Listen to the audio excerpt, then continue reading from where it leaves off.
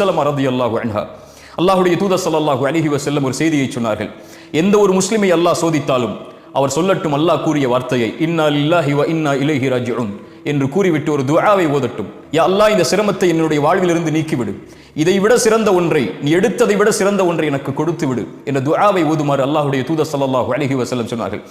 சலமா அவங்களுடைய கணவர் அபூ சலமா ரலியல்லாஹு அன்ஹு மரணித்து விட்டார்கள். சலமா அவர்கள் சொன்னார்கள், அபூ சலமாவை அல்லாஹ் எடுத்து விட்டான், அபூ சலமாவை விட சிறந்தவரையா அல்லாஹ் எனக்கு கொடுக்க போகிறான் இந்த துஆவின் அடிப்படையில் என்று கேட்டார்கள். சலமா ரலியல்லாஹு அன்ஹா அவர்களுக்கு அல்லாஹ் யாரை கொடுத்தான்? அபூ சலமாவை விட சிறந்தவர் இந்த பூமியில் இல்லை என்று அவராக நினைத்தார்கள். அல்லாஹ் கொடுத்தான். இந்த உலகத்திலேயே அவரை போன்று சிறந்த மனிதர் யாரும் இல்லாத முஹம்மது ரசூலுல்லாஹ் ஸல்லல்லாஹு அலைஹி வஸல்லம். இந்த உலகில் எதுவும் நடக்கலாம், எதுவும் எடுக்கப்படலாம். எந்த ஒன்றையும் அல்லாஹ் எடுத்தாலும் அது உங்களுக்கு நலவுதான். எந்த ஒன்றை அல்லாஹ் உங்களுக்கு கொடுத்தாலும் அதுவும் நலவு.